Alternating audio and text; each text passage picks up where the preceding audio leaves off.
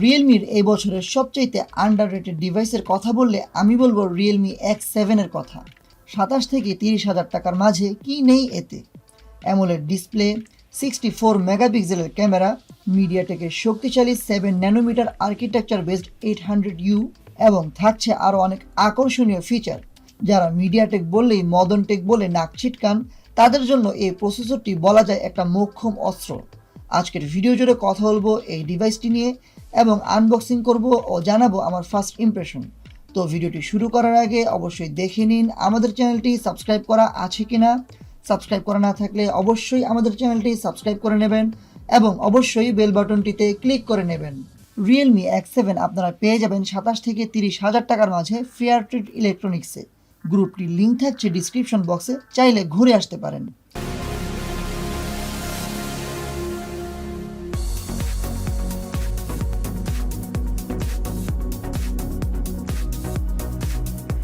Hello বন্ধুরা, সবাইকে স্বাগতম তরল প্রযুক্তির ইউটিউব চ্যানেলে।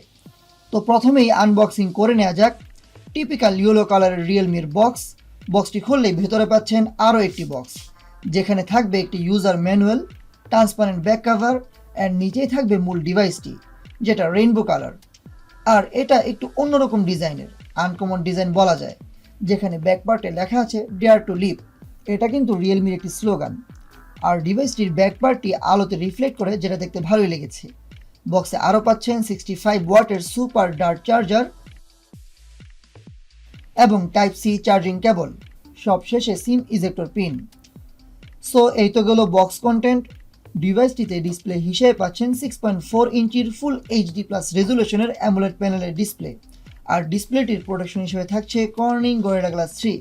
প্রথম দেখায় ডিসপ্লের কোয়ালিটি নিয়ে বললে অ্যামোলেড ডিসপ্লে হিসেবে ডিসপ্লেটা দেখতে ভালো লেগেছে।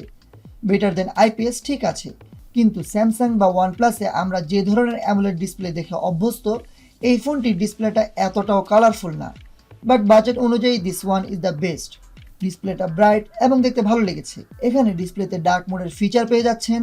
এছাড়াও থাকছে অলওয়েজ অন ডিসপ্লের ফিচার। টাচ রেসপন্স খুবই ভালো। ডিসপ্লের নিচের দিকে বেজেলটা একটু বড়। ওভারঅল বাজেটে ডিসপ্লেটা দেখতে ভালোই লেগেছে। ডিজাইন নিয়ে বললে ফোনটি প্রথম দেখায় আমার কাছে খুবই ভালো লেগেছে। আনকমন একটি ডিজাইন।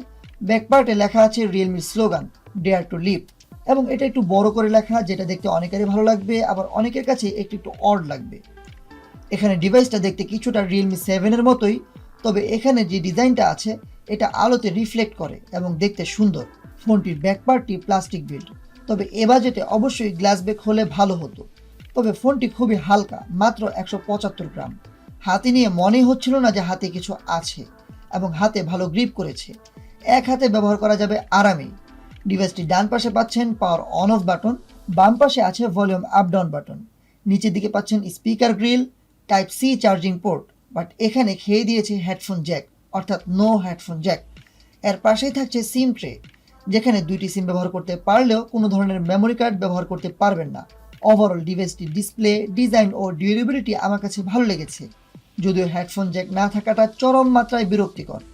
ডিভাইসটিতে সফটওয়্যার হিসেবে পাচ্ছেন রিয়েলমি UI বেসড অ্যান্ড্রয়েড 10, আর প্রসেসর হিসেবে পাচ্ছেন মিডিয়াটেকের ডাইমেনসিটি 800U 5G। এটি একটি 5G প্রসেসর। আর এখানে জিপিইউ হিসেবে পাচ্ছেন মালি G57 MC3। ফোনটি পাওয়া যাবে 6128 এবং 8128GB এই দুটি ভার্সনে। আর স্টোরেজ হিসেবে পাচ্ছেন UFS 2.1।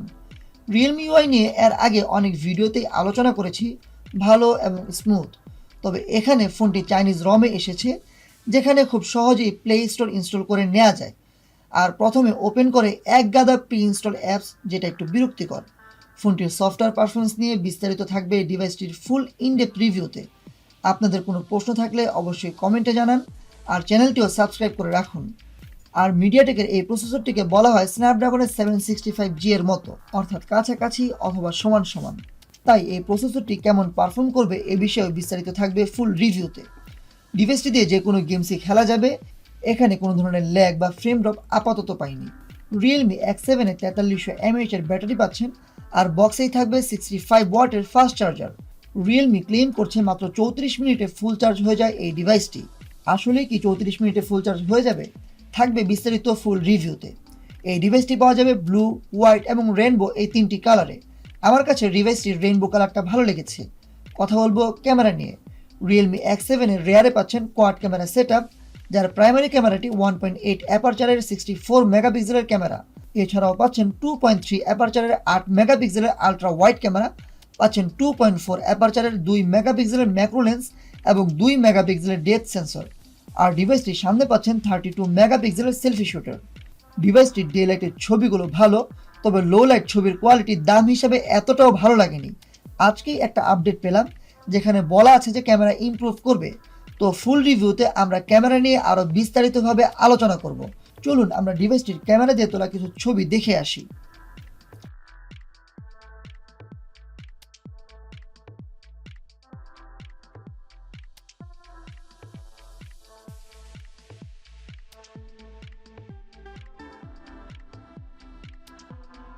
সো ওভারঅল আমার ফার্স্ট ইমপ্রেশনে ডিভাইসটির দাম হিসাবে অনেক ভালো লেগেছে, বিশেষ করে অ্যামোলেড ডিসপ্লে, ভালো চার্জিং স্পিড এবং ভালো সফটওয়্যার পারফরমেন্স। তবে ফোনটির ওভারঅল পারফরমেন্স কেমন, গেমিং কেমন, ক্যামেরা কেমন, এই বিষয়ে সকল টেস্ট থাকবে এর ফুল ইনডেপথ রিভিউতে। তো রেজাল্ট পর্যন্ত অপেক্ষা করুন, সাবস্ক্রাইব করুন এবং সাথেই থাকুন তরল প্রযুক্তির। ধন্যবাদ সবাইকে। আসসালামু আলাইকুম ওয়া রাহমাতুল্লাহি ওয়া বারাকাতুহু।